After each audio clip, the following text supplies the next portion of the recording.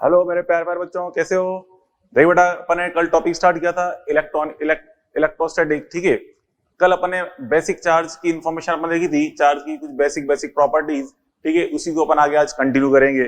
ठीक है, तो जो कल अपन ने जो लास्ट डिस्कस करते क्वांटाइजेशन ऑफ चार्ज के बारे में। ठीक है, आवेश का क्वांटीकरण जो था, क्वांटाइजेशन ऑफ चार्ज में हमने देखा था कि चार्ज हमेशा ई के इंटीग्रल मल्टीपल की फॉर्म में ही प्रेजेंट होता है, means Q is equal to N ई।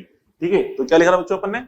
ये लिखा, देखिए ये लिखा था अपन लास्ट में, Q is equal to N E, quantization of charge. Q is equal to N E, जिसमें आपको समझाया था यहाँ पे प्लस एन ई भी यूज कर सकते हैं, माइनस एन ई भी, plus N E and minus N E. बच्चों तो यहाँ पे माइनस एन ई तो कब यूज करते हैं? जब इलेक्ट्रॉन अपन ने ऐड किए हैं। ठीक है, when N electrons add, N बच्चों इलेक्ट्रॉन्स को अगर आप ऐड कर रहे हो, यहाँ पे एन इलेक्ट्रॉन्स ऐड कर रहे हैं, तो यहाँ पे माइनस एन ई चार्ज हो जाता है। मींस इलेक्ट्रॉन्स की एक्सिस को हम क्या बोलते हैं?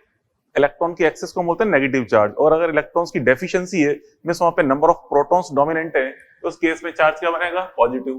ठीक है, means when N electrons removed, means अगर एन इलेक्ट्रॉन्स को आपने रिमूव कर रखा है, तो यहाँ पे चार्ज क्या आता है? प्लस एन ई के इक्वल। ठीक है, चलो इस पे बेस्ड कुछ न्यूमेरिकल्स अपन सॉल्व करते हैं। देखिए ये रहे न्यूमेरिकल्स आपकी स्क्रीन पर। देखो जो फर्स्ट एग्जांपल समझना आता है से, if 10 power 12 alpha particles falls per second. पहली बात तो अल्फा पार्टिकल्स क्या होते हैं? अल्फा पार्टिकल बोलते हैं हीलियम न्यूक्लियस को। हीलियम न्यूक्लियस मींस इसमें 2 प्रोटॉन होते हैं और 2 न्यूट्रॉन होते हैं। मींस इस पे चार्ज कितना होता है? प्लस 2e, क्योंकि आप जानते हो एवरी प्रोटॉन पे चार्ज क्या होता है? Plus e। तो 2 प्रोटॉन है इसके अंदर, तो चार्ज कितना होगा? Plus 2e। ठीक है, तो इस पे जो चार्ज की वैल्यू प्लस 2e के इक्वल चार्ज है। अल्फा पार्टिकल में चार्ज है बेटा इस पे plus 2e, q is equal two plus 2e इस पे चार्ज होता है अल्फा पार्टिकल में। Falls on a neutral body. ठीक है, मतलब पर सेकंड इतने अल्फा पार्टिकल फॉल हो रहे हैं। Then after how much time 2 microcoulomb charge obtain on body. तो जो कंटिन्यू बॉडी पे ये अल्फा पार्टिकल फॉल होते रहेंगे, तो धीरे धीरे बॉडी का चार्ज इंक्रीज हो जाएगा।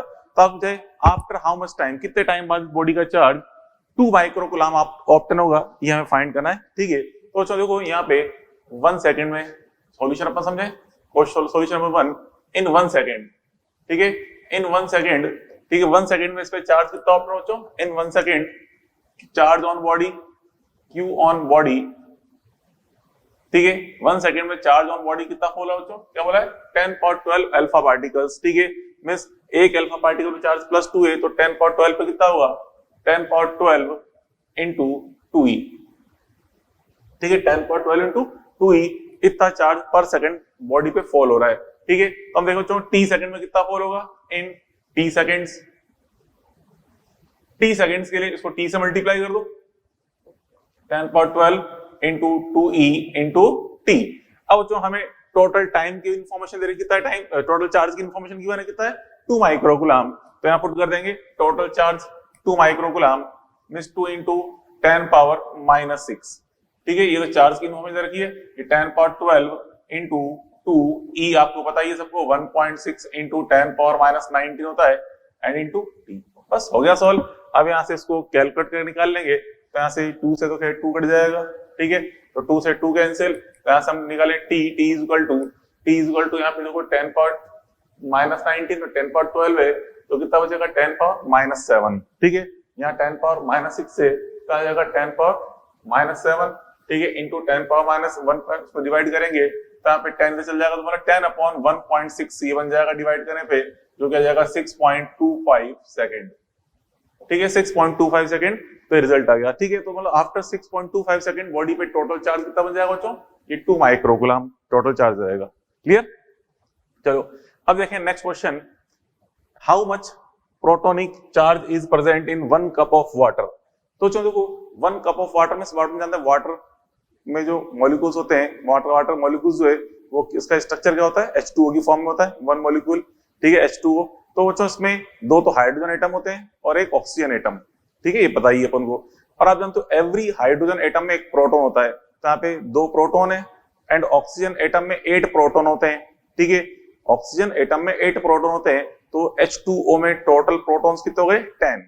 2 तो HH के अंदर, ठीक है, और एक 8 हो गए ऑक्सीजन के अंदर, तो 8 प्लस 2 कितना हो गया? 10। तो 10 प्रोटॉन्स यहाँ पे अवेलेबल है 1 मॉलिक्यूल में। ठीक है, तो यहाँ पे 1 प्रोटॉन पे चार्ज कितना होता है बच्चों? E के इक्वल। 1 प्रोटॉन पे चार्ज E होता है प्लस E, ठीक है, तो 10 प्रोटॉन पे चार्ज कर जाएगा 10e, मतलब 1 मॉलिक्यूल में अमाउंट ऑफ चार्ज हमें पता है 10e के इक्वल है प्रोटॉनिक चार्ज। चलो अब यहाँ पे नंबर ऑफ मॉलिक्यूल्स पता होने चाहिए, ठीक है, तो नंबर ऑफ मॉलिक्यूल्स कैसे फाइंड करते हैं, मोल कॉन्सेप्ट की हेल्प से। कैसे फाइंड करते हैं बच्चों, मोल कॉन्सेप्ट की हेल्प से कैसे फाइंड करते हैं, देखिए इधर देखिए सॉल्यूशन नंबर हम सेकंड जो फाइंड करने जा रहे हैं यूजिंग मोल कॉन्सेप्ट, आपको पता ही देखिए आ जाते हैं मोल्स के बारे में, आपको पता है mu is equal to number of moles, mu is equal to होता है m upon mw, m upon mw is equal to n upon na, n upon na। तो जहां पे na तो एवोगाड्रो नंबर है, ठीक है, na Avogadro number and n क्या है, नंबर ऑफ मॉलिक्यूल्स, ठीक है, नंबर ऑफ मॉलिक्यूल्स, और यहाँ पे m मास इन ग्राम है, ठीक है, m तो यहाँ पे लेते हैं जो ग्राम में लेते हैं मास को, इन ग्राम, ठीक है, इन ग्राम, अगर इसको पुट करते हैं मास को इन ग्राम, और n क्या है, नंबर ऑफ मॉलिक्यूल्स, ठीक है, number of molecules, number of molecules है, ठीक है, Na तो खैर एवोगाड्रो नंबर है ही सही, एवोगाड्रो नंबर जिसकी वैल्यू आपको पता है कितनी होती है 6 into 10 power 23, ठीक है, पर मोल, 6 into 10 power 23 पर मोल, ये आपको पता ही है। चलो अब यहां से अगर अपन देखें n, तो जहां पे n कितने आएंगे, n number of molecules, n is equal to इसको उधर ले जाएंगे तो na into m upon mw, और तो na की वैल्यू लिख दो 6 into 10 power 23, okay, 6 into 10 power 23 अपने पुट कर दी na की वैल्यू। अब m, अब यहाँ पे m अपन देखें मास की जो इन्फॉर्मेशन दे रखी है, यहाँ पे कितना ये 180 ग्राम वाटर, मींस यहाँ पे बोला कि 1 कप में अमाउंट ऑफ वाटर कितना बच्चों 180 ग्राम, तो यहाँ पे m की वैल्यू पुट कर देंगे 180 ग्राम, ठीक है, एंड mw वाटर का जो मॉलिक्यूलर वेट होता है H2O के अकॉर्डिंग देखें, ऑक्सीजन के लिए 16, H के लिए 11 होता है, तो 16 प्लस 2 18, तो मॉलिक्यूलर वेट कितना हो गया 16 प्लस 2 18, ठीक है, यहाँ से 18 से 18 कैंसिल कर दो, 18 से 18 कैंसिल, तो 10 into this value is equal to क्या जाएगा, ये 6 इंटू 10 पावर 24, इतने इसके अंदर मॉलिक्यूल्स हैं, ठीक है। अब बच्चों देखो charge in one molecule, protonic charge in one molecule, यहाँ पे समझे प्रोटोनिक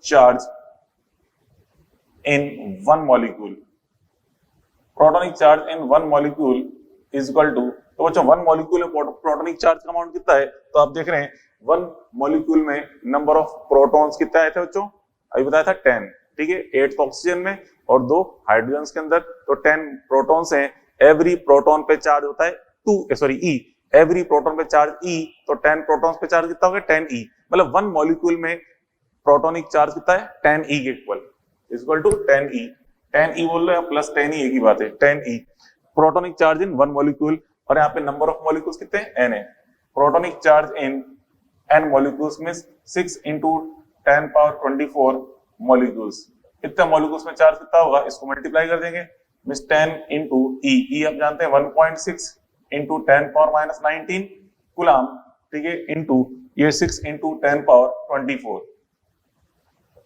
6 into 10 power 24, तो यहाँ पे इसको मल्टीप्लाई करोगे तो मल्टीप्लाई करने बन जाएगा ये 9.6 into 10 power 6, 9.6 into 10 power 6 coulomb, ठीक है, ये आ जाएगा इसका आंसर 9.6 into 10 power 6 कूलम, ठीक है। तो ऐसे अपन ने ये 2 क्वेश्चन सॉल्व कर लिए, क्वेश्चन कोई टिपिकल नहीं बेटा, क्वेश्चन काफी सिंपल वे में पूछे जाते हैं, तो इस तरह अपन ने ये 2 क्वेश्चन अपन ने सॉल्व किए, किस पे, ये क्वांटाइजेशन ऑफ चार्ज पे, ठीक है, बात पहले पढ़ी, ठीक है, तो उसको नोट कर लीजिए।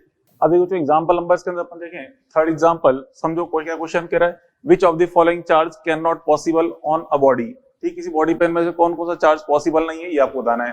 तो चलो आप जो टॉपिक पढ़ रहे हैं क्वांटाइजेशन ऑफ चार्ज, समझाया मैंने कि चार्ज जो है हमेशा ई के इंटीग्रल मल्टीपल की फॉर्म में होता है, ठीक है, बॉडी पे चार्ज हमेशा ई के इंटीग्रल मल्टीपल की फॉर्म में होता है, तो अपन लिखा है पे Q is equal to NE, ठीक है, सॉल्यूशन पर अपन थर्ड देख रहे हैं, Q is equal to NE, means यहाँ पे N इज इक्वल टू क्या आएगा Q अपॉन E, ठीक है, यहाँ से Q is equal to NE, N is equal to Q upon E is equal to क्या होना चाहिए बेटा, इंटीजर, ठीक है, ये इंटीजर वैल्यू होनी चाहिए, मस्ट बी इंटीजर, ठीक है, इंटीजर। तो यहाँ से हम देखें फर्स्ट में, आप देखें फर्स्ट में अगर अपन फाइंड करें n, तो Q कितना दे रखा है, 0.32 into 10 power minus 18 divide by E, E कितना होता है बच्चों, अपन जानते हैं E value 1.6 into 10 power minus 19 होती है वैल्यू, ठीक है।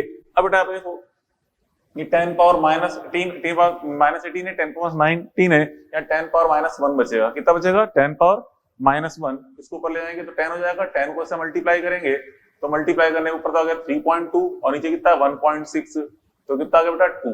ठीक है, तो 2 हम देख रहे हैं एक इंटीजर है। ठीक है, इंटीजर है तो यहाँ पे ये पॉसिबल है। ठीक है, तो यहाँ से ये फर्स्ट पॉसिबल है। ठीक है, सॉरी यहाँ पे राइट नहीं लगा रहे, यहाँ पे क्या पूछा? इम्पॉसिबल पूछा है, तो यहाँ पे हम देखें इज इक्वल टू क्या जाएगा? पॉसिबल। ठीक है, पॉसिबल। ठीक, क्योंकि एन की वैल्यू क्या आ गई? इंटीजर, हमें इंटीजर चाहिए तो यहाँ पे पॉसिबल है चार्ज। सेकंड अपन देखें, सेकंड ऑप्शन में एन इज इक्वल टू, वापस वही अप्लाई कर रहे हैं, तो यहाँ पे क्या 0.64 गिवन है into 10 power minus 20 divide by 1.6 into 10 power minus 19। अब बेटा यहाँ पे आप डिवाइड करोगे तो यहाँ पे कितना आएगा? ऊपर 10 पावर माइनस 1 बचेगा, उसको इससे मल्टीप्लाई करेंगे तो आएगा 0.064 अपॉन 1.6, जो कि हम देख रहे हैं यहाँ पे एक फ्रैक्शन फॉर्म में आ रहा है। ठीक है, मतलब नॉट इंटीजर, तो यहाँ पे equal to not integer means impossible, means ये इंटीजर नहीं आ रहा है, फ्रैक्शन फॉर्म में पॉइंट आ रहा है जो कि इम्पॉसिबल है। ठीक है, इम्पॉसिबल है। थर्ड अपन देखें, थर्ड में n is equal to find करें, n इज इक्वल टू यहाँ पे q कितना रखा है 20e डिवाइड बाय e करोगे तो e से e कट गया, इज इक्वल टू कितना आ गया 20। बस पॉसिबल है क्योंकि हम देख रहे हैं इंटीजर वैल्यू आ रही है, ये 20 तो पॉसिबल हो जाएगा, पॉसिबल। ठीक है, अब देखें फोर्थ ऑप्शन, जो फोर्थ ऑप्शन है। ठीक है, यहाँ पे फोर्थ ऑप्शन में n फाइंड करें तो n इज इक्वल टू यहाँ पे क्या बेटा q कितनी तरह का 3/5 times of e divide by e, तो e से e कैंसिल कितना है 3/5, जो कि फ्रैक्शन वैल्यू है। ठीक है, मतलब अपूर्ण, ये एक तरह से इंटीजर वैल्यू नहीं आ रही तो ये भी आ जाएगा इम्पॉसिबल। ठीक है, इम्पॉसिबल। यहाँ पे कौन कौन से चार्ज इम्पॉसिबल है? यहाँ पे एक तो सेकंड इम्पॉसिबल है और एक फोर्थ इम्पॉसिबल है। इस तरह देखा ये वैल्यूज क्या आ रही है बेटा? इम्पॉसिबल। ठीक है, बात पहले पढ़ी तो उसको नोट ले लीजिए, नोट कर लो, उसका स्क्रीनशॉट ले लीजिए। ठीक है, चलो अब आगे देखें, नेक्स्ट चीज समझे अपन आगे। तो आपसे कहा मैंने कि जो चार्ज हमेशा e के इंटीग्रल मल्टीपल की फॉर्म में होता है। ठीक है, means q equal to N, में n क्या इंटीजर। बट होते हैं एक युकावा साइंटिस्ट हुआ था, युकावा साइंटिस्ट ने बताया था कि कुछ पार्टिकल्स ऐसे भी हैं जिन पे charge plus minus e/3 plus minus 2e/3 की फॉर्म में होता है। ठीक है, जिसे उसने क्वार्क पार्टिकल्स नाम दिया। बिल्कुल, क्वार्क पार्टिकल्स ऐसे होते हैं जिनमें चार्ज प्लस माइनस 2e/3 की फॉर्म में होता है। बट बच्चों, दुनिया में अभी तक क्वार्क पार्टिकल जब भी मिले हमेशा एक कॉम्बिनेशन ऑफ ग्रुप की फॉर्म में मिले। इस तरह मिले ग्रुप की फॉर्म में कि उस ग्रुप पे अगर अपन टोटल अमाउंट ऑफ चार्ज अपन फाइंड करें तो वो हमेशा e के इंटीजर मल्टीपल की फॉर्म में आ रहा है। हाँ ठीक है, एक इंडिविजुअल पार्टिकल एक इंडिविजुअल जो क्वार्क पार्टिकल है उस पर चार्ज प्लस माइनस e/3 या प्लस माइनस 2e/3 कुछ भी हो सकता है। बट क्वार्क पार्टिकल अभी तक आज तक अकेला मिला ही नहीं, हमेशा मिला है ग्रुप की फॉर्म में, और उस ग्रुप का नेट अमाउंट ऑफ चार्ज हमने फाइंड किया तो फाइंड हम करने पर हमेशा क्या मिला बच्चों? ई के इंटीग्रल मल्टीपल फॉर्म में। तो मतलब अभी तक जब देख रहे हैं चार्ज का क्वांटा है बच्चों कौन है? ई है। हाँ, बाई चांस अगर फ्यूचर में कभी ऐसा मिला कि क्वार्क पार्टिकल को हम अलग से सेपरेट कर पाए, कहीं अकेला मिला, तो हो सकता है उस टाइम उसको चार्ज का जो एक तरह से क्वांटा है उसको हम क्वार्क पार्टिकल भी कहें, बट अभी आज तक ऐसा पॉसिबल हो नहीं पाया। ठीक है, तो क्या कहना चाहता हूँ मैं, देखिए ये कह रहा हूँ, आप देखिए यहाँ बच्चों, अकॉर्डिंग टू युकावा जो साइंटिस्ट है, according to Yukawa charge on means Q on quark particles,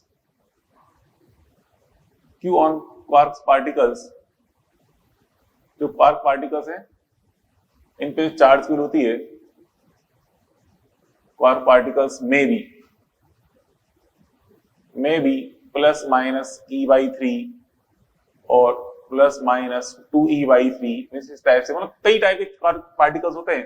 ठीक है, जिसमें किसी प्लस e/3 होता है, किसी माइनस 2e/3, किसी पे प्लस 2e/3, किसी माइनस 2e/3, कई टाइप के up quark, down quark, up quark हो गया, डाउन क्वार्क, ठीक है, स्ट्रेंज, चार्म, कई टाइप के क्वार्क पार्टिकल्स है जो कि हमारे सिलेबस ज्यादा पूछती है। फिर थोड़ा सा एक अप और एक डाउन के बारे में समझा दूं आपको मैं। ठीक है, तो चलो देखो यहाँ पे जो अप क्वार्क है, अप क्वार्क पे जो चार्ज की वैल्यू होती है, अप क्वार्क पे तो चार्ज कितना होता है? ये होता है प्लस 2e/3 के इक्वल होता है चार्ज।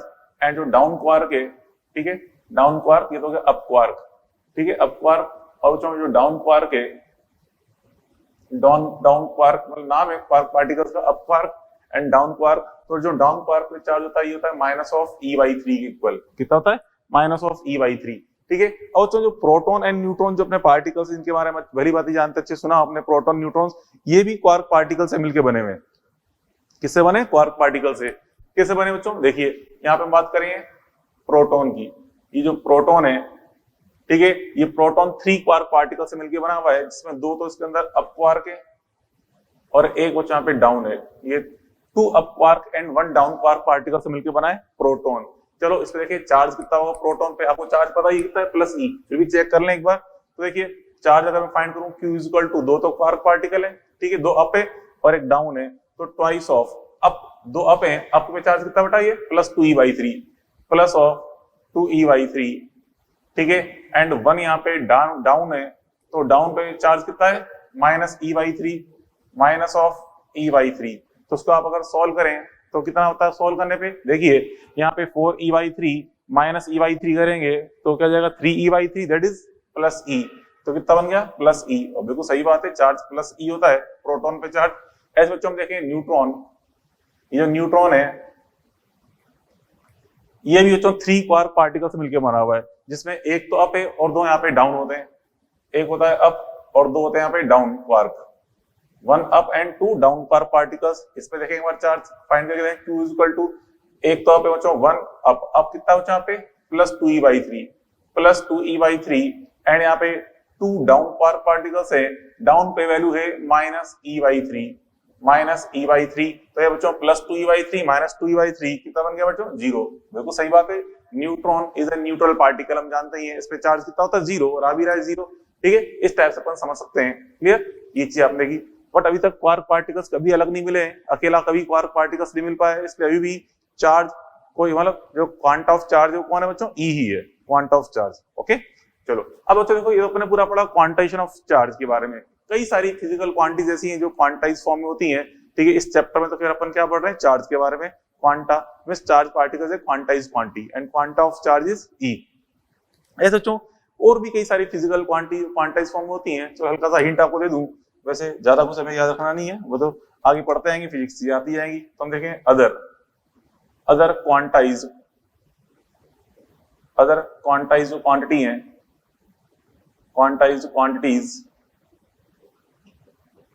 अदर क्वांटाइज क्वांटिटीज कौन कौन सी बच्चों? देखो एक तो है एनर्जी, एनर्जी भी एक क्वांटाइज क्वांटिटी है। Angular momentum, angular momentum, angular momentum, ठीक है। उसका बच्चों magnetic moment, magnetic moment etcetera, ये सभी क्या है? क्वांटाइज क्वांटिटी है। अब ये किस तरह से क्यों है अभी आपको दिमाग लगाना, जैसे आगे पढ़ते जाएंगे इनके बारे में चीज आती जाएंगी। ठीक है, चलो अब आगे देखो बच्चों, ये तो अपन ने क्या पढ़ लिया? 6 प्रॉपर्टीज तक कंप्लीट कर लिया। तो अब देखें 7th प्रॉपर्टी। 7th प्रॉपर्टी अपन देखने आ रहे हैं। 7th प्रॉपर्टी मींस यहाँ पे जो properties of charge upon discuss कर रहे हैं, इसमें 6 प्रॉपर्टीज अपन ने यहाँ तक कंप्लीट कर लिया है। चलो अब देखें 7th नंबर की प्रॉपर्टी। ठीक है, 7th प्रॉपर्टी बच्चों देखो, अब कोई चार्ज पार्टिकल, बोलो कोई चार्ज बच्चों, एक आपको कंडक्टिंग बॉडी गिवन है, कंडक्टिंग बॉडी को अगर अपन चार्ज प्रोवाइड करें तो हम देखते हैं जो गिवन चार्ज है वो केवल उसकी सरफेस पे ही रिसाइड करता है, ओनली सरफेस पे लाई करता है। क्यों लाई करता है अभी समझाता हूं आपको। देखिए यहां पर आपसे कह रहा हूं मैं, given charge to conductor, given charge to conductor, बस जो कोई भी कंडक्टर है इसको अगर अपन चार्ज प्रोवाइड करें तो केवल कहां पे लाई करेगा? Only on outer surface. ठीक है, resides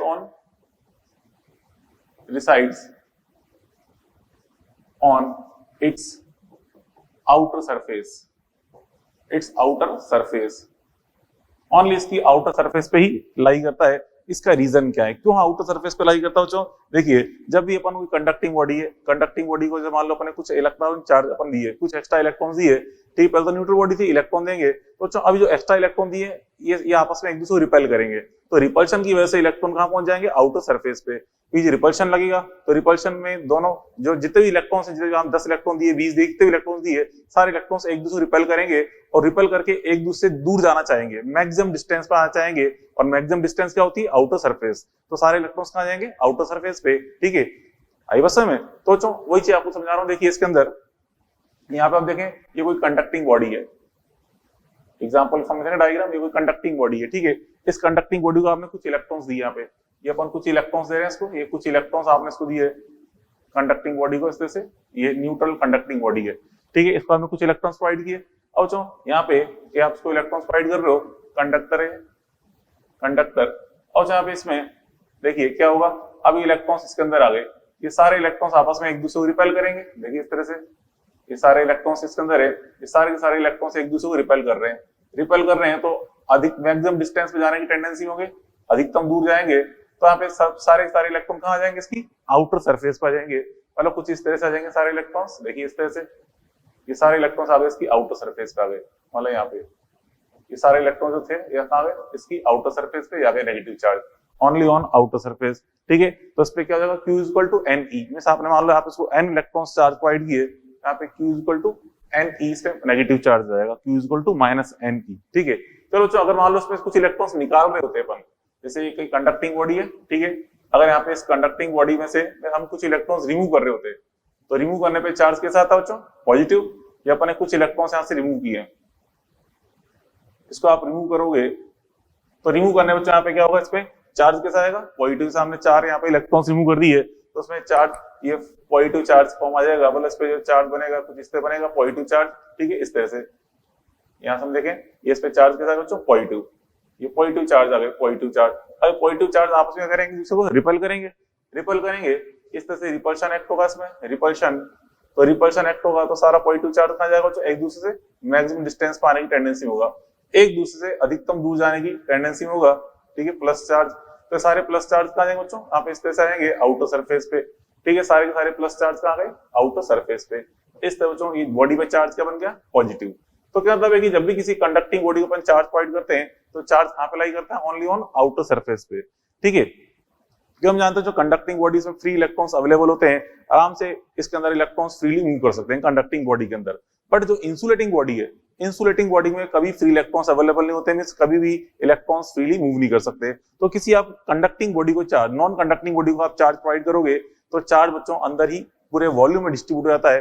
हाँ, फोर्स तो लग रहा है बाहर आने के लिए, बट वो चार्ज पार्टिकल बेचारे मूव ही नहीं कर पाते, तो पूरे वॉल्यूम में ही डिस्ट्रीब्यूट होकर जाते हैं, आउटर सरफेस की तरफ मूव ही नहीं कर पाते बेचारे electrons.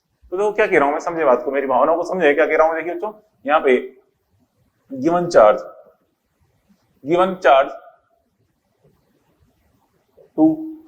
Charge to non conducting body होते हैं, insulating body, insulating body, insulator, ठीक है। गिवन चार्ज टू इंसुलेटर, को इंसुलेटिंग बॉडी है, उसको चार्ज अपन प्रोवाइड करेंगे, तो यहाँ पे क्या लाई करते हैं बच्चों, रिसाइड इन इट्स वॉल्यूम, ठीक है। इसके वॉल्यूम बच्चों डिसाइड करते हैं। इसका रीजन क्या है, क्योंकि यहाँ पे फ्री इलेक्ट्रॉन्स अवेलेबल नहीं होते, ठीक है। बिकॉज यहाँ पे कोई फ्री इलेक्ट्रॉन्स अवेलेबल नहीं है, इसलिए केवल कहाँ पे लाई करेंगे, ओनली इट्स वॉल्यूम में, ठीक है। Because free electrons not present, ठीक है। Electron can not freely move, ठीक है। हम जानते हैं इसमें इलेक्ट्रॉन्स फ्रीली मूव नहीं कर सकते, यहाँ पे कंडक्टर मूव कर सकते हैं, बट यहाँ पे electrons can not freely move, ठीक है। तो जहाँ पे कोई कंडक्टिंग बॉडी है, इस कंडक्टिंग बॉडी को आप चार्ज प्रोवाइड कर रहे हो, तो केवल कहाँ पे लाई कर रहा है, ओनली इट्स वॉल्यूम में। मतलब इस तरह से कोई कंडक्टिंग बॉडी है, ठीक है, कोई कंडक्टिंग बॉडी, ठीक है, तो कंडक्टिंग बॉडी को आप चार्ज प्रोवाइड करोगे, केवल कहाँ आएगा, इसके वॉल्यूम में। प्लस चार्ज हो चाहे माइनस हो, जो भी है इसके वॉल्यूम में डिस्ट्रीब्यूट होगा। ये क्या है, insulating body, conducting insulating body, insulator की बात कर रहे हैं, इंसुलेटिंग बॉडी। कंडक्टिंग बॉडी है, तो कंडक्टिंग बॉडी में चार्ज कहाँ लाई कर रहा है, आउटर सरफेस पे। इंसुलेटिंग बॉडी में चार्ज कहाँ लाई कर रहा है, ओनली इट्स वॉल्यूम में, ठीक है। ये चीज अपन देखी। चलो अब आगे समझाऊंगा बच्चों इसके अंदर। देखिए नेक्स्ट पॉइंट अपन देखें, हम बात कर रहे हैं यहाँ पे इंसुलेट कंडक्टिंग बॉडी, और जो कंडक्टिंग बॉडी को हम मेनली हमारे लिए इंपॉर्टेंट ये कंडक्टिंग बॉडी है। अब कंडक्टिंग बॉडी को आप चार्ज अगर प्रोवाइड कर रहे हो, तो जो चार्ज है बच्चों कहाँ डिस्ट्रीब्यूट हो रहा है, सरफेस पे। इस तरह से डिस्ट्रीब्यूट होता है कि एवरी पॉइंट पे पोटेंशियल वैल्यू सेम होती है, समझ आ गया मैं, ठीक है। यहाँ पे एक नोट की फॉर्म में अपन लिख रहे हैं, नोट। यहाँ पे जो कंडक्टिंग बॉडी को चार्ज अपन प्रोवाइड कर रहे हैं, यहाँ पे लाई करता है सरफेस पे, और इस तरह सब जगह पोटेंशियल सेम होता है। Given charge to conductor makes same potential at each point of conductor, each point of it. ठीक है, इसके एवरी पॉइंट पर पोटेंशियल क्या बनाता है, सेम बनाता है। मतलब चार्ज इस तरह डिस्ट्रीब्यूट होता है कि एवरी पॉइंट पे पोटेंशियल क्या है, सेम। ये बच्चों समझे, मान लो अपन कुछ इस तरह से कंडक्टिंग बॉडी है, मान लो इस तरह की शेप है, कंडक्टिंग बॉडी की शेप कुछ इस तरह से है, किसी भी शेप हो सकती है, मान लो इस तरह से अपन ले रहे हैं, इस तरह से कंडक्टिंग बॉडी है। ठीक है, क्या बेटा, कंडक्टिंग बॉडी या कोई कंडक्टिंग बॉडी है। इस कंडक्टिंग बॉडी के लिए जो रेडियस है बच्चों, ये इधर देखिए, यहाँ पे इस तरफ की रेडियस है, ये लार्ज रेडियस है, मान लो ये रेडियस आर ए है, रेडियस आर ए।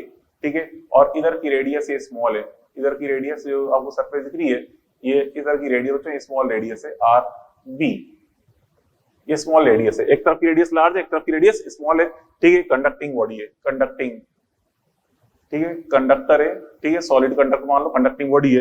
अब आपने उसको चार्ज प्रोवाइड किया, तो चार्ज प्रोवाइड करते हैं तो चलो इस तरह डिस्ट्रीब्यूट की पोटेंशियल कहां होना चाहिए, सब जगह सेम होना चाहिए। तो हम देखते हैं यहाँ पे इस जगह ये जो जहाँ पे रेडियस स्मॉल है, बड़ा बड़ा नुकीला सिरा है, शार्प पॉइंट, यहाँ पे चार्ज पास पास आता है बिल्कुल, मतलब डेंसिटी वेरी हाई होती है, क्यों अभी समझाऊंगा आपको मैं।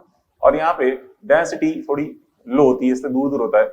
और जैसे जैसे यहाँ पे फ्लैट सरफेस यहाँ पे और दूर दूर होगा, जितनी ज्यादा फ्लैट सरफेस होगी उतना और ज्यादा दूर दूर होगा, कुछ इस तरह से चार्ज डिस्ट्रीब्यूट होता है। ठीक है, यहाँ पे ए एंड बी पॉइंट्स पर, यहाँ बच्चों ये पॉइंट ए है, ये पॉइंट बी, तभी आपसे मैंने बोला कि पोटेंशियल सब जगह क्या होगा, सेम। ये point A and A point B है, तो पोटेंशियल सब जगह सेम होता है। आगे पढ़ेंगे अपन वैसे पोटेंशियल का फॉर्मूला, बट आपने याद करो ग्रेविटेशन के अंदर ही पढ़ा है, ग्रेविटेशनल पोटेंशियल का फॉर्मूला।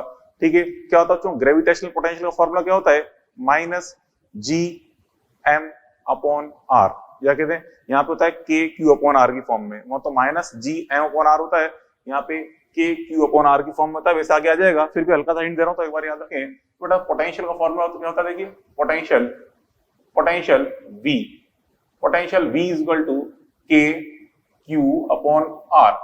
के यहाँ बच्चों कांस्टेंट है, क्यू यहाँ पे गिवन चार्ज है। ठीक है, के यहाँ पे constant, Q charge and R is radius. कहां से आया, कैसे फॉर्मूला आगे आएगा, आप अभी उसको टेंशन न लें, केवल यहाँ पे जो समझाना चाहता हूँ उस पर ध्यान दें। पोटेंशियल जो बच्चों पोटेंशियल के क्यू अपॉन आर होता है, यहाँ पे पोटेंशियल के क्यू अपॉन आर। ठीक है, ये क्या होता है बच्चों, सेम, यहाँ पे सेम होता है। ठीक है, इसलिए बच्चों यहाँ पे ये सेम है, तो यहाँ पे देखो ये वैल्यू सेम आ रही है, इसलिए बच्चों यहाँ पे वी ए एंड वीई वी बी क्या होंगे आपस में, equal. Potential V A is equal to क्या मिलेगा, V B, A and B दोनों पे पोटेंशियल क्या आएंगे, सेम आएंगे। ठीक है, चलो अब इस आर बदल ले आए तो Q upon R is equal to same, इस तरफ यहाँ पे Q upon R is equal to क्या है, सेम है। Q upon R is equal to same है, तो यहाँ से आप देखिए क्यू इज प्रोपोर्शनल टू क्या जाएगा, R, Q is proportional to the R, ये अपन देख लिया। अब बच्चों देखो यहाँ पे फाइंड करें इलेक्ट्रिक फील्ड की value, electric field, electric field, electric field. जैसे बच्चों ग्रेविटेशनल फील्ड अपन जानते हैं, क्या होता है gravitational field, G M upon R square. क्या होता है बेटा, G M upon R square, यहाँ होता है K Q upon R square. मतलब वहां पे कांस्टेंट जी, यहाँ कांस्टेंट के, वो मास एम, यहाँ पे चार्ज क्यू, वो रेडियस आर, यहाँ भी रेडियस आर। ठीक है, तो यहाँ बच्चों इलेक्ट्रिक फील्ड जो फॉर्म होता है ई इज इक्वल टू क्या होता है बेटा, के Q upon R square.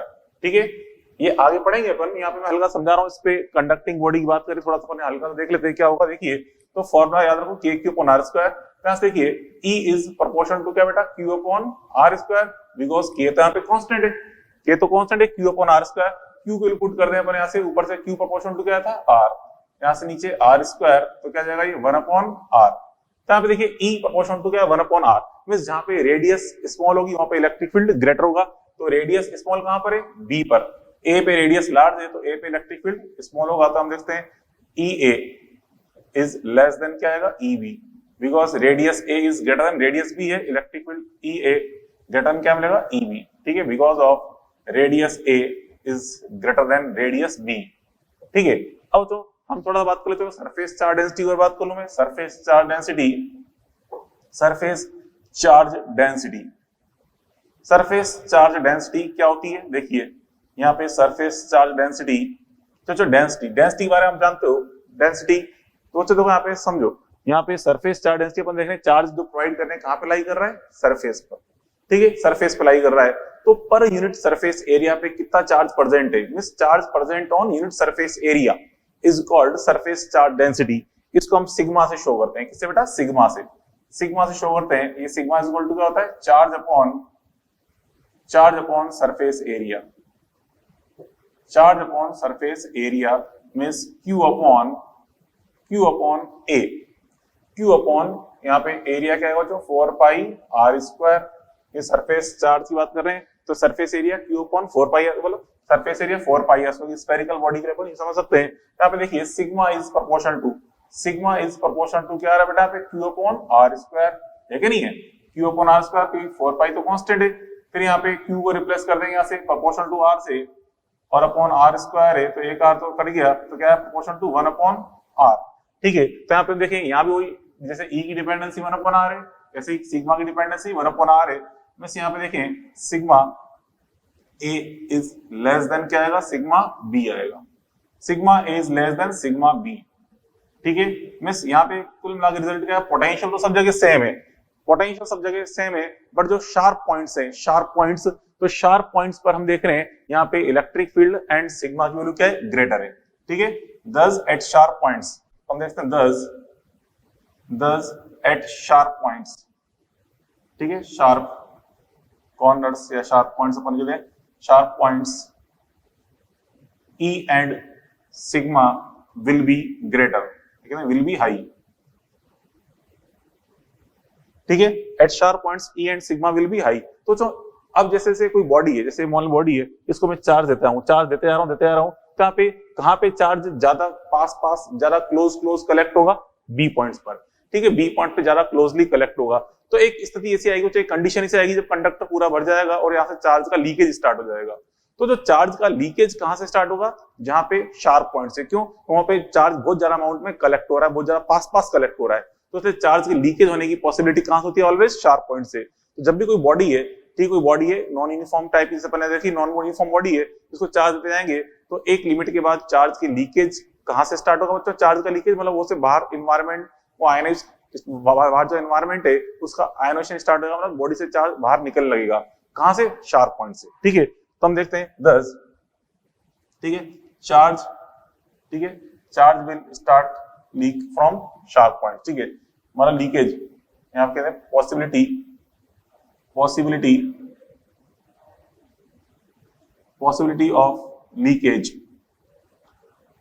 of leakage of charge will be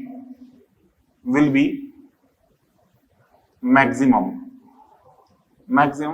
from here, ठीक है, from here मींस जो शार्प पॉइंट्स है वहां से चार्ज की लीकेज की पॉसिबिलिटी क्या होती है जो मैक्सिमम होती है, ठीक है। तो ये अपन यहाँ पे पढ़ा बच्चों, ये गिवन चार्ज टू कंडक्टर के बारे में, ठीक है, बात पहले पढ़ी।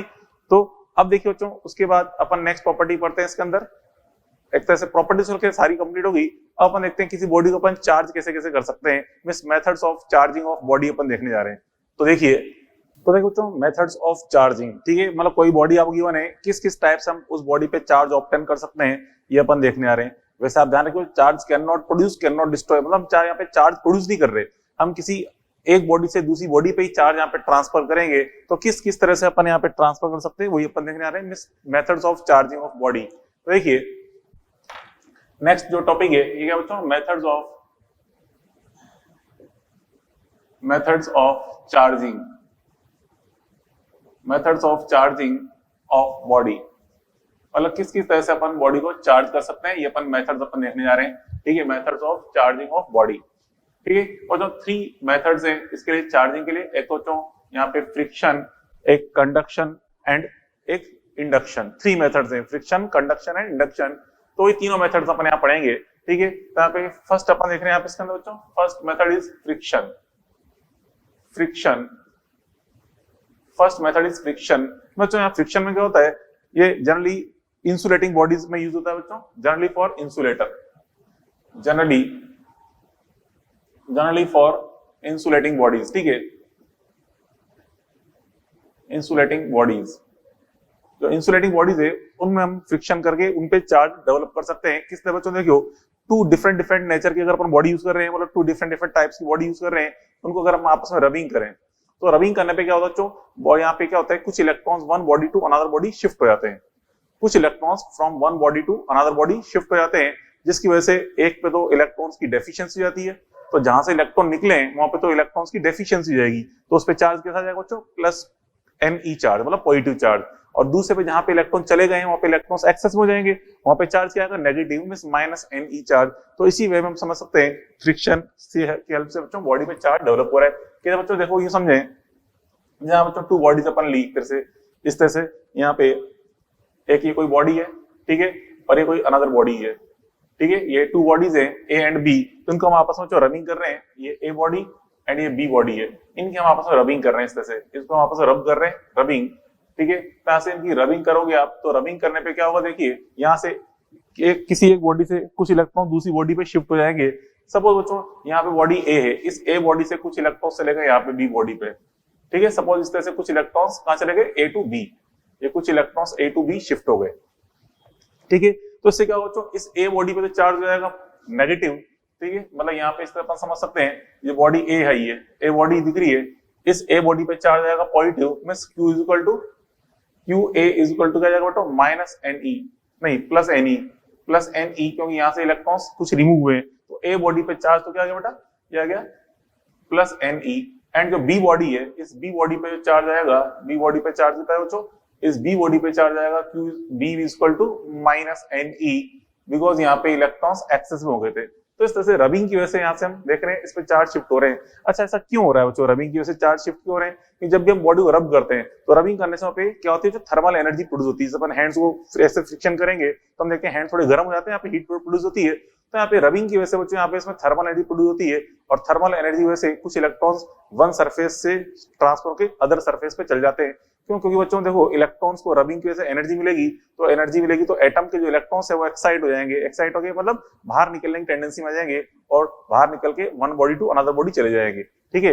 हीट दोनों बॉडी पे डेवलप हो रही है, पर बच्चों दोनों बॉडी से इलेक्ट्रॉन्स के बाहर निकलने में अलग अलग एनर्जी की रिक्वायरमेंट होती है। तो जो बॉडी सरफेस से कम एनर्जी से इलेक्ट्रॉन बाहर निकाल लेती है, मतलब थोड़ी सी एनर्जी देते ही इलेक्ट्रॉन्स फटाफट बाहर निकल जाते हैं, तो वहां से पहले इलेक्ट्रॉन निकल के दूसरी बॉडी पे चले जाएंगे, ठीक है। तो क्या मतलब है कि यहाँ पे जिस बॉडी से इलेक्ट्रॉन जल्दी बाहर निकल जाते हैं, ठीक है, वहां पे पहले इलेक्ट्रॉन बाहर निकलेंगे और दूसरी बॉडी पे चले जाएंगे। इस तरह से एक पे नेगेटिव और एक पे पॉजिटिव चार्ज डेवलप हो जाता है, ठीक है। तो ऐसा हम देख रहे हैं यहाँ पे ऐसा क्या हो रहा है, कुछ रबिंग, अभी आपको समझा मैंने, रबिंग अपन कर रहे हैं, ठीक है। तो रबिंग करने से क्या प्रोड्यूस हो रही है, हीट एनर्जी, ठीक है, produce thermal energy, thermal energy. तो रबिंग बच्चों क्या कर रही है, थर्मल एनर्जी प्रोड्यूस कर रही है, थर्मल एनर्जी प्रोड्यूस हो रही है, और इस थर्मल एनर्जी से क्या हो रहा है बच्चों, यहाँ पे कुछ इलेक्ट्रॉन किधर शिफ्ट हो गए, यहाँ पे electron, some electron transfer from some electrons let n, ठीक है, some electrons will transfer from one body to another body, ठीक है, फ्रॉम A टू B, ठीक है। तो इससे कुछ इलेक्ट्रॉन्स A से B पे ट्रांसफर हो गए, तो इस तरह से फ्रिक्शन की वजह से यहाँ पे बॉडी पे चार्ज डेवलप होता है बच्चों, ठीक है। जैसे अपन देखते हैं कॉम्ब, कॉम्ब को अगर अपन ड्राई हेयर से रब करेंगे, कॉम्ब को अगर अपन ड्राई हेयर से रब करेंगे तो कॉम्ब पे आता है नेगेटिव चार्ज एंड हेयर्स पे क्या आता है बच्चों, पॉजिटिव चार्ज, इस तरह डेवलप हो जाता है, ठीक है। तो कॉम्ब एंड हेयर की अपन बात कर रहे हैं, कॉम्ब, ठीक है। कॉम्ब को अगर अपन जो रब करेंगे विद ड्राई हेयर, ठीक है, ड्राई हेयर से अगर अपन उसको रब करें तो ऐसा हम देखें जो कॉम्ब है, ठीक है, एंड जो ड्राई हेयर से, इस पे तो कौन चार्ज डेवलप होगा बच्चों, पॉजिटिव, इस पे आएगा नेगेटिव चार्ज, ठीक है, इस पे नेगेटिव चार्ज डेवलप होगा, और इस पे क्या चार्ज आएगा बच्चों, पॉजिटिव चार्ज, ड्राई हेयर्स पे पॉजिटिव चार्ज डेवलप होगा। इस तरह से रबिंग की वजह से यहाँ पे कॉम्ब पे चार्ज डेवलप हो रहा होता है, ठीक है, प्लस एंड माइनस चार्ज, ठीक है, minus charge and plus charge अपन देखा। ये तो बच्चों फर्स्ट मेथड अपन देखा फ्रिक्शन मेथड। चलो अब नेक्स्ट मेथड देखें बच्चों, कंडक्शन, ठीक है। नेक्स्ट अपन मेथड देख रहे हैं यहाँ पे कंडक्शन मेथड, ठीक है। सेकंड इज कंडक्शन मेथड, समझे। अब कंडक्शन मेथड क्या होता है बच्चों, उसको समझे। कंडक्शन मेथड, और जो कंडक्शन मेथड ये यूज होता है कंडक्टर के अंदर, जो कंडक्टिंग बॉडीज होती है उनमें यूज करते हैं अपन कंडक्शन मेथड, ठीक है। कंडक्टर्स, जो कंडक्टिंग बॉडी उनमें यूज करते हैं कंडक्शन मेथड। और बच्चों यहाँ पे होता है, देखो जब भी टू बॉडीज को हम आपस में टच करते हैं, यहाँ तो बच्चों देखिए रबिंग कराई थी, यहाँ पे रबिंग करा रहे थे, दोनों न्यूट्रल बॉडी थी। अब यहाँ पे हम कर रहे हैं, टच कर रहे हैं, एक पे चार्ज है और एक न्यूट्रल है, या मान लो दोनों बॉडी पे चार्ज है, ये भी चार्ज बॉडी, ये भी चार्ज बॉडी, इनको टच करें, दोनों चार्ज बॉडी है, या फिर दोनों में से एक चार्ज है और एक न्यूट्रल है, इनको जब हम आपस में टच करते हैं तो टच करने पे क्या होता है बच्चों, इलेक्ट्रॉन, यहाँ पे इलेक्ट्रॉन ट्रांसफर होते हैं from low potential surface to high potential surface, ठीक है, from low potential surface to high potential surface electron transfer होते हैं। और कब तक ट्रांसफर होते हैं? जब तक फाइनली दोनों बॉडीज का पोटेंशियल सेम नहीं हो जाता, तब तक इलेक्ट्रॉन ट्रांसफर होते रहेंगे, ठीक है। और फाइनली दोनों पे पोटेंशियल सेम हो जाएगा और दोनों बॉडी पे न्यू चार्ज डेवलप हो जाएंगे। पहले चार्ज अलग अलग थे, इस पे अलग था, इस पे अलग था, ठीक है। दोनों टच किया तो टच होने के बाद फिर वापस इन पे new amount of charge develop होंगे। चार्ज इस तरह से आएंगे कि दोनों पे पोटेंशियल फाइनली क्या रहे? सेम। दोनों पे फाइनल पोटेंशियल क्या होते हैं? सेम। जितना इसको होता है इस पे उतना इसको होता है पोटेंशियल, ठीक है। तो यहाँ पे हम दोनों बॉडीज को फिजिकली टच कर रहे होते हैं। क्या समझो क्या कर रहे हैं? आपको पता है मैंने टच करेंगे बॉडी को अपन, ठीक है, टच करेंगे तो टच करने से क्या होता है? यहाँ पे इसमें इलेक्ट्रॉन विल ट्रांसफर, ठीक है, electron will transfer from electron will transfer from low potential to high potential surface, ठीक है, from low potential body to high potential body, low potential body to high potential body. तो low potential body से high potential body तक electron transfer होंगे। या कहते हैं जो पॉजिटिव चार्ज है, पॉजिटिव चार्ज उल्टी डायरेक्शन में ट्रांसफर होगी। नेगेटिव एंड पॉजिटिव का जो फ्लो होता है अपोजिट डायरेक्शन में होता है बच्चों। यहाँ पे देखें, यहाँ पे जो पॉजिटिव चार्ज है दैट इज प्लस क्यू, मतलब positive charge will transfer from high potential to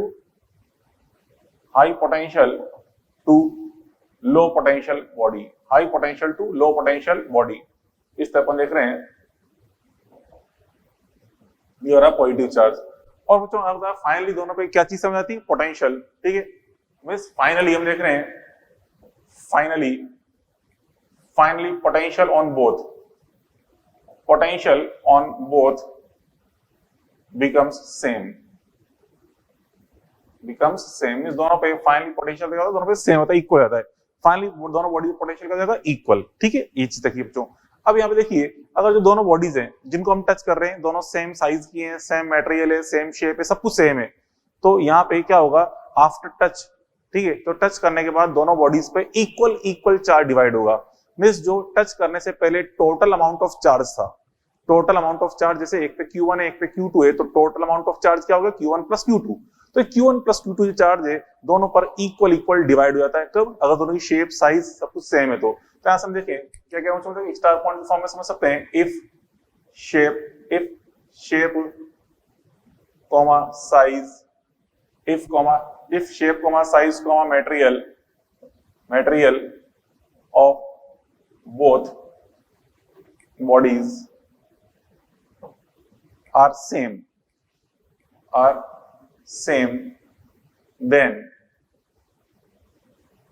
दोनों सेम है तो क्या होगा? देखिए बच्चों यहाँ पे देखिए इस तरह समझे। यहाँ पे जैसे कि ये टू बॉडीज लेके चल रहा हूं मैं, ये फर्स्ट बॉडी है, ये सेकंड बॉडी है, ठीक है। ये टू बॉडीज है, first body and second body.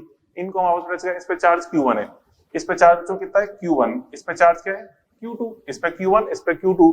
तो जो इनको आपस में टच करेंगे, तुम देखिए क्या हुआ यहाँ पे? आफ्टर टच, देखिए आफ्टर टच, तो आफ्टर टच इस बॉडी पे चार्ज है, फर्स्ट बॉडी पे चार्ज एंड जो सेकंड बॉडी पे चार्ज आएगा, देखिए यहाँ पे इस पे आएगा Q1 dash is equal to Q1 plus Q2 by 2, और इस पे चार्ज आएगा Q2 dash is equal to Q1 plus Q2 by 2।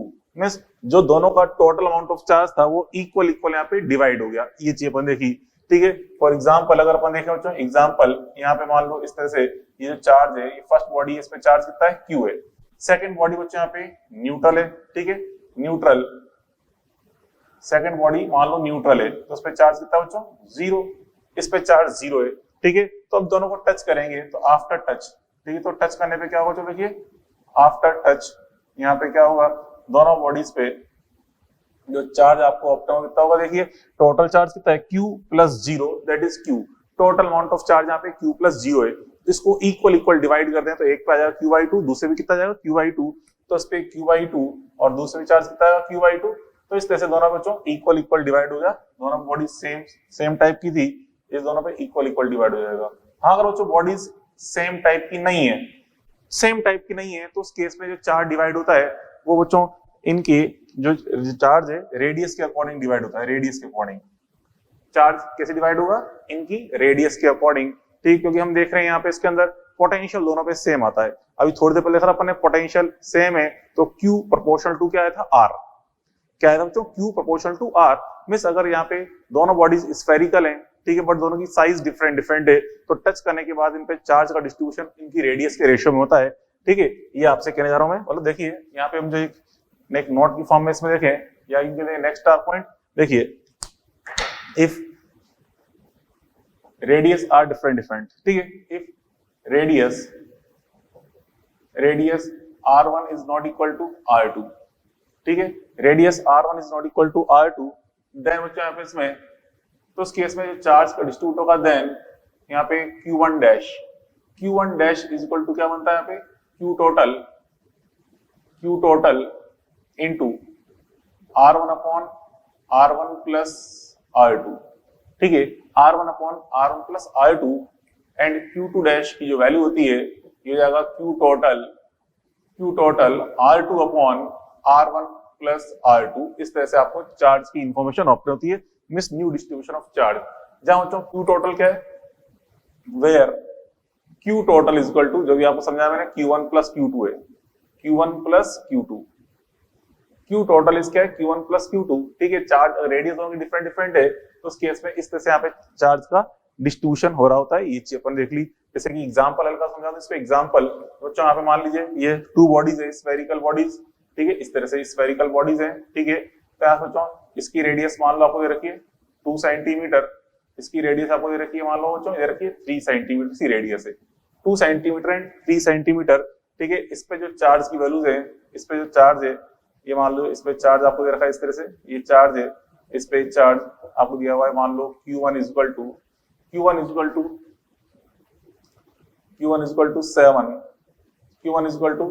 7 microcoulomb, ठीक है। और इस पे Q2 आपको दे रखा है, Q2 इज इक्वल टू, ये दे रखा है आपको 8 माइक्रोकूलम। कितना बच्चों? 8 microcoulomb. Q2 is equal to 8 microcoulomb, ठीक है। तो बच्चों देखिए आफ्टर टच यहाँ पे चार्जेस क्या होंगे, तो आपसे कह रहा है आफ्टर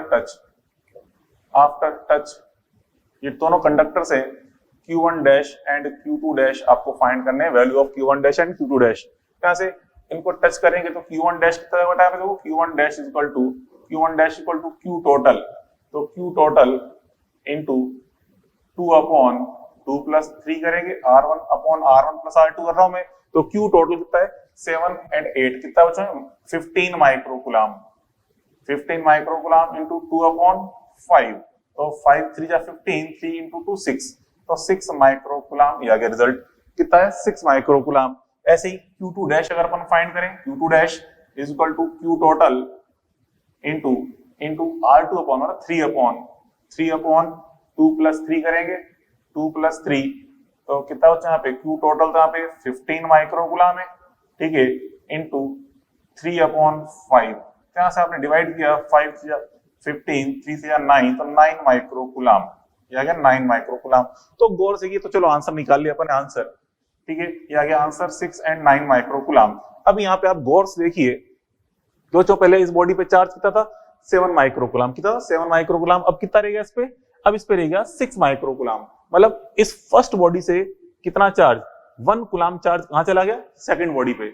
फर्स्ट बॉडी से 1 माइक्रोकूलम किधर ट्रांसफर हुआ? सेकंड पे। कि फर्स्ट पे पहले 7 था, अब रह गया 6, ठीक है। तो यहां हम यूं कह सकते हैं 10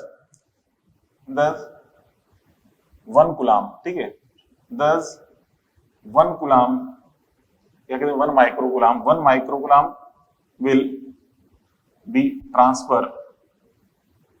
will be transfer from first body to second body, will be transfer from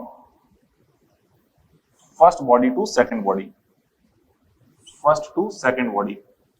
तो ये चीज आपने की, इस तरह से ये कुछ चार्ज ट्रांसफर हो गया from first body to second body. तो कभी कभी क्वेश्चन बच्चों यही पूछ लेते हैं आपसे कि कितना चार्ज ट्रांसफर होगा और किस डायरेक्शन में ट्रांसफर होगा, ठीक है, ये भी आपसे पूछ सकता है। तो बच्चों ये अपन ने देखा कंडक्शन मेथड। तो अब देखिए चलो थर्ड मेथड इंडक्शन। तो बच्चों नेक्स्ट मेथड अपन देख रहे हैं इंडक्शन मेथड, ठीक है। इंडक्शन समझिए, third method of charging is induction. ठीक है, इंडक्शन। और जो इंडक्शन मेथड जो कंडक्टर इंसुलेटर एवरी टाइप में पॉसिबल है, ठीक है, बिटवीन मतलब यहाँ पे जो conductor and insulator both, for conductor and insulator दोनों में पॉसिबल है, फॉर कंडक्टर एंड इंसुलेटर दोनों टाइप की बॉडीज के अंदर पॉसिबल होता है। ठीक है बच्चों, देखिए जैसे एग्जांपल किस तरह से अपन किसी यहाँ पे बच्चों बॉडी को टच नहीं करते, ध्यान दें, विदाउट टच, विदाउट टच। यहाँ पे हम बॉडी को चार्ज करते हैं विदाउट टच, हम यहाँ पे बॉडी को टच करते ही नहीं, बिना टच के बॉडी पे चार्ज डेवलप होता है। ठीक है, कैसे टच होता है, कैसे डेवलप होता है, वो अपने प्रीवियस क्लास में देखा भी था बच्चों। एग्जांपल को हमको अगर अपन पेपर पीसेस के पास लेके आए थे तो पेपर पीसेस अट्रैक्ट हो रहे थे इंडक्शन इफेक्ट की वजह से, तो वही चीज पर यहाँ पे देखने जा रहे हैं। तो बेटा देखो किस तरह से इसमें टोटल 3 स्टेप्स होती हैं इंडक्शन की हेल्प से किसी बॉडी को चार्ज करने के लिए। 3 स्टेप्स हैं। फर्स्ट स्टेप में अगर देखिए जो स्टेप नंबर 1 है, फर्स्ट स्टेप में हम करेंगे जो चाहे पे जो एक पॉइंट कोई गिवन बॉडी ले ली अपन ने, ये गिवन बॉडी है, गिवन बॉडी, इस पे कोई चार्ज पॉजिटिव है या नेगेटिव कुछ भी हो सकता है। ये गिवन बॉडी है, इस पे चार्ज जो क्या है क्यू है, चार्ज इज कैपिटल क्यू। तो इस गिवन बॉडी के नियर हम एक अदर बॉडी को लेके आते हैं, ठीक है, जो कि न्यूट्रल बॉडी है। ठीक है, ये कोई अदर बॉडी को हम इसके नियर लेके आए, ये न्यूट्रल बॉडी। ठीक है, कोई मान लो ए बॉडी बच्चों, ये न्यूट्रल बॉडी, न्यूट्रल मान लो कोई न्यूट्रल कंडक्टिंग बॉडी है। ठीक है, कोई न्यूट्रल कंडक्टर है, न्यूट्रल कंडक्टर को हम पास में लेके आ रहे हैं इसके, न्यूट्रल कंडक्टर, न्यूट्रल कंडक्टर। तो न्यूट्रल कंडक्टर बॉडी को उसके पास लेके आए तो क्या होगा यहाँ पे, इसमें यहाँ पे कुछ इलेक्ट्रॉन की शिफ्टिंग होगी, मतलब चार्ज की शिफ्टिंग होगी। तो यहाँ पे इस तरह से ये आ जाएगा, इस पे इस तरफ नेगेटिव, इस तरफ आ जाएगा पॉजिटिव। ठीक है, ये क्या बच्चों इंडक्शन इफेक्ट, ये इस पे आ गया इंडक्शन इफेक्ट। हम इस पे इंडक्शन इफेक्ट आपको यहाँ पे ऑप्शन हुआ इंडक्शन इफेक्ट। इसकी वजह से ये देखो इंडक्शन को, क्योंकि यहाँ पे जो इलेक्ट्रॉन है ये पॉजिटिव चार्ज बॉडी है, इसके इलेक्ट्रॉन को अट्रैक्ट करेगा तो इलेक्ट्रॉन्स इसके नियर आ जाएंगे और इधर इलेक्ट्रॉन्स की डेफिशिएंसी जाएगी। तो डेफिशिएंसी ऑफ इलेक्ट्रॉन को क्या बोलते हैं, पॉजिटिव चार्ज। तो यहाँ क्या हो गया पॉजिटिव चार्ज, यहाँ पे नेगेटिव चार्ज, ये डेवलप हो गया। ठीक है, अब जब फिर सेकंड स्टेप में हमें क्या करना होता है, देखिए सेकंड स्टेप में हम अप्लाई करते हैं earthing to body A. Body A को हम अर्थ से कनेक्ट करते हैं, अर्थिंग करते हैं, ग्राउंड से कनेक्ट करते हैं। तो क्या होता है कि ये गिवन बॉडी है, ठीक है, गिवन बॉडी। तो गिवन बॉडी पे तो एज इट इज यही से गिवन बॉडी को कुछ नहीं कर रहे, गिवन बॉडी तो एज इट इज यही सही। और जो यहाँ पे बॉडी ए जो है, इस ए बॉडी को हमने ग्राउंड से कनेक्ट किया, मींस अर्थिंग कर दी इसकी। तो अर्थिंग करने से क्या होगा, देखिए अर्थिंग अपने सब अप्लाई कर दी, अर्थिंग अर्थिंग तो अर्थिंग करने से क्या होगा यहाँ पे, ये जो इस बॉडी का पॉजिटिव चार्ज है, ठीक है, इस सरफेस पे पॉजिटिव चार्ज है, ये कहाँ चल जाएगा, ग्राउंड में। ठीक है, तो केवल यहाँ पे कौन सा चार्ज जाएगा बच्चों इस जगह, ये नेगेटिव चार्ज, ओनली यहाँ पे ये नेगेटिव चार्ज है गया। ठीक है, अब ये नेगेटिव चार्ज है गया, इसका पॉजिटिव चार्ज कहाँ चला गया, ग्राउंड में। ठीक है, बट एक्चुअल में पॉजिटिव चार्ज ग्राउंड में जाता नहीं है, क्योंकि हम जानते हैं पॉजिटिव चार्ज तो कुछ होता ही नहीं, मूव करता ही नहीं है। यहाँ पे इलेक्ट्रॉन्स की डेफिशिएंसी को हम क्या बोल रहे हैं, पॉजिटिव चार्ज। इस सरफेस पे क्या है, इलेक्ट्रॉन्स की कमी है, डेफिशिएंसी है, जिसे हम क्या बोल रहे हैं, पॉजिटिव चार्ज। तो उसको फिल करने के लिए यहाँ से कुछ इलेक्ट्रॉन्स आते हैं बेटा, सरफेस से, यहाँ ग्राउंड से कुछ इलेक्ट्रॉन्स आएंगे इस तरह से इलेक्ट्रॉन्स। तो जितने इलेक्ट्रॉन्स की यहाँ पे डेफिशिएंसी थी, कमी थी, उसको फुलफिल करने के लिए यहाँ पे इलेक्ट्रॉन्स इधर ट्रांसफर हुए और ये क्या हो गया, न्यूट्रल हो गया। आई बात समझ में? तो इस तरह से अपन इसको समझ सकते हैं। तो देखिए तो यहाँ पे आपसे इलेक्ट्रॉन्स यहाँ पे आएंगे और सरफेस को करेंगे न्यूट्रल, इस साइड वाले सरफेस को, कि जितनी यहाँ पे डेफिशिएंसी उतने इलेक्ट्रॉन्स यहाँ पे आएंगे उसको फुलफिल कर देंगे। ठीक है, अब चलो ये कंडीशन आ गई। अब देखिए ध्यान से वो समझे, ये इधर नेगेटिव चार्ज, केवल ये नेगेटिव चार्ज बचा, क्योंकि नेगेटिव चार्ज तो यहाँ पे ये पॉजिटिव जो बोर्ड सरफेस है, ये नेगेटिव को तो अटैक करके रख रही है, नेगेटिव चार्ज को।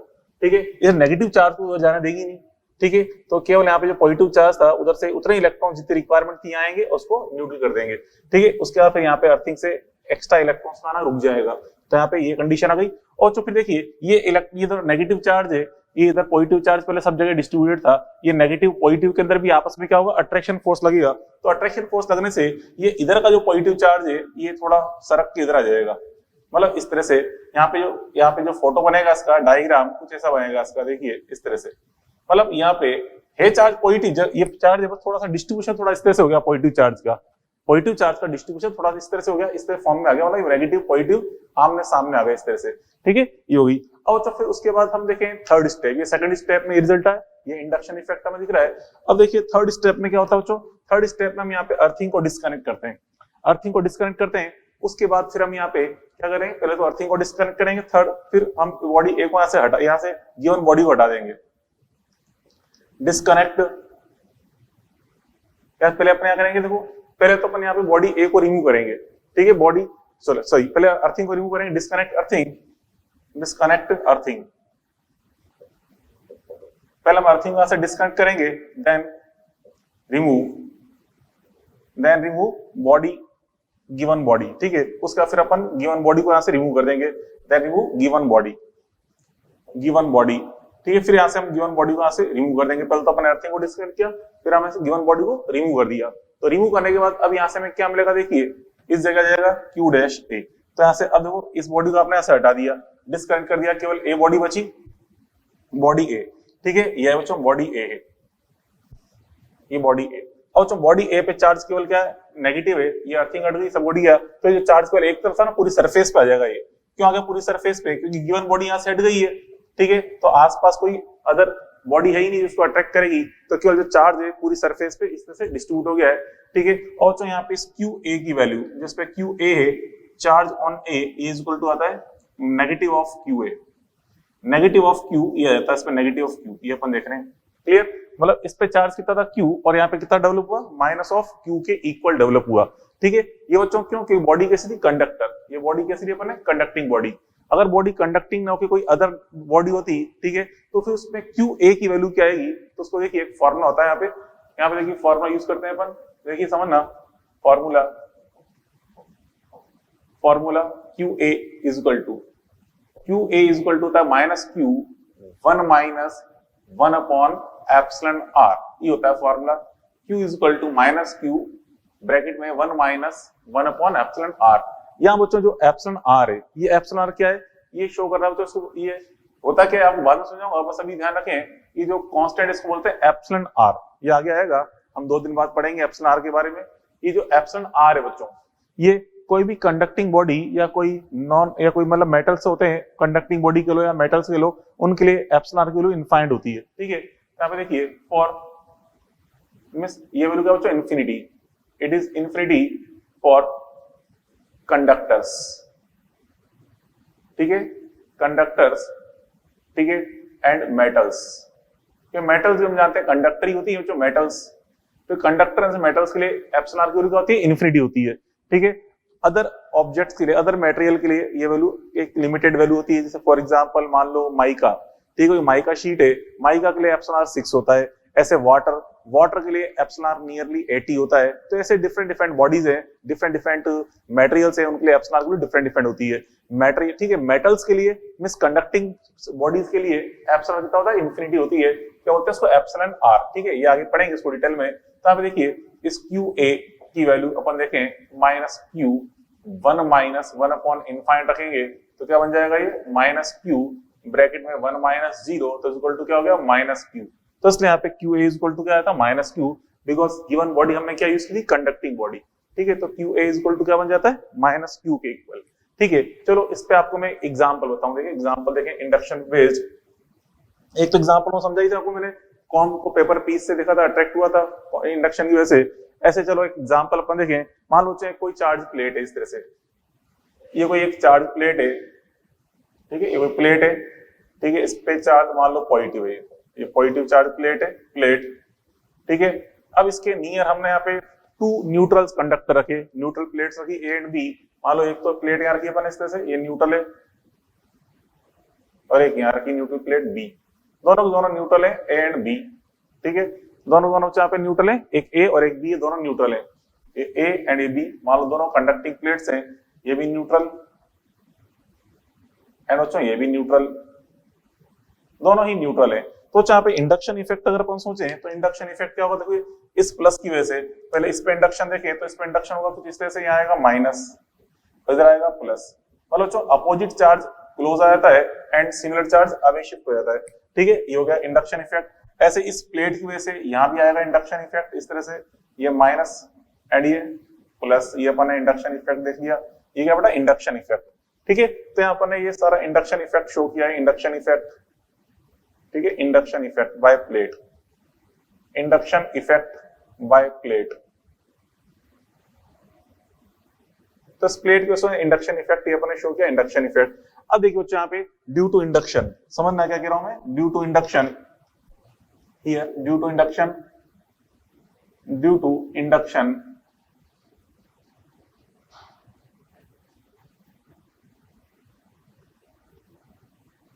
तो इस इंडक्शन की वजह से यहाँ पे देख रहे हैं जो इंडक्शन है,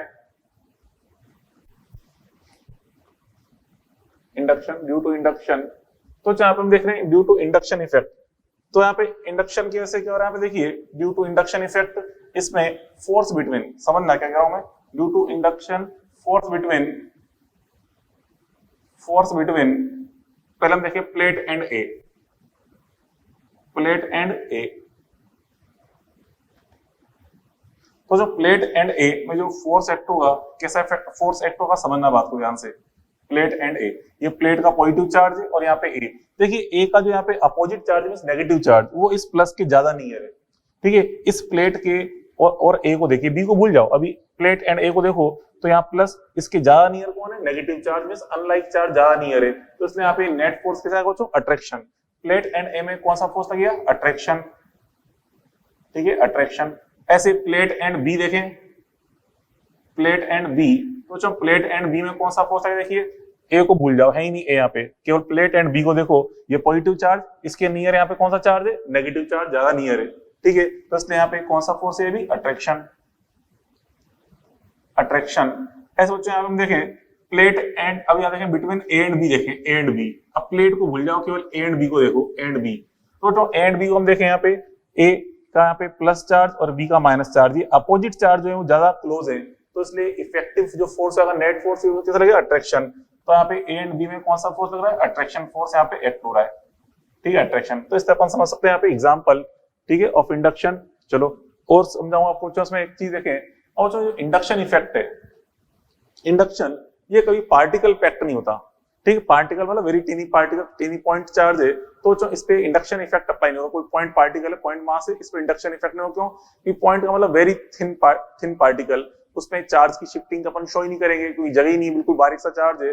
तो जब भी कोई पार्टिकल मतलब बिल्कुल वेरी थिन पार्टिकल होता है, तो उसको हम कभी भी इंडक्शन इफेक्ट शो नहीं करते, ठीक है, तो हमेशा ध्यान रखें, ठीक है भाई। नोट की फॉर्म में अगर मैं कहना चाहूँ, देखिए इधर ध्यान से, induction on charge particle can not possible, क्या कहना चाह रहा हूं मैं, देखो एक नोट की फॉर्म में देख रहे हैं, not induction, induction on point mass, ठीक है, induction on point mass, point mass means particle, ठीक है, that is particle, that is particle, induction on point mass can not possible, can not possible, ठीक है। इसका हम कभी पॉइंट पार्टिकल पे हम कभी इंडक्शन शो नहीं करते, क्या मतलब इसका, देखिए जैसे यहाँ पे प्लेट है ये, ठीक है, यहाँ बच्चों अगर ये प्लेट है, इस तरह से प्लेट, इसके पास अगर अपन ने कोई, ये कोई प्लेट है, इसके पास बच्चों अगर अपन ने कोई पॉइंट पार्टिकल रख दिया, इस तरह से एक पॉइंट मास रख दिया, यहाँ पे पॉइंट पार्टिकल है, ठीक है, पार्टिकल, यहाँ पे इस पार्टिकल पे कोई इंडक्शन इफेक्ट नहीं होगा, ठीक है, तो यहाँ बच्चों कोई इंडक्शन इफेक्ट नहीं होगा, नो इंडक्शन, नो इंडक्शन, कोई इंडक्शन नहीं लगे यहाँ पे, ठीक है, कोई इंडक्शन एक्ट नहीं हो रहा, तो इसलिए कोई इंडक्शन एक्ट नहीं है, तो इसलिए कोई फोर्स एक्ट नहीं होगा, नो फोर्स, ठीक है, दैट इज दस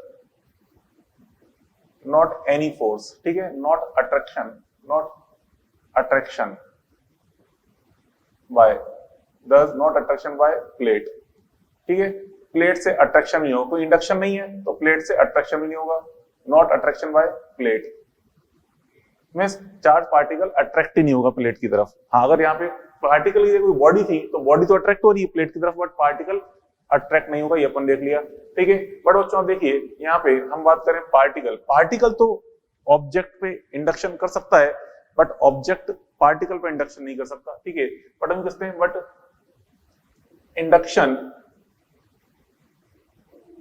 by point mass, point charge, induction by point charge, point charge is possible,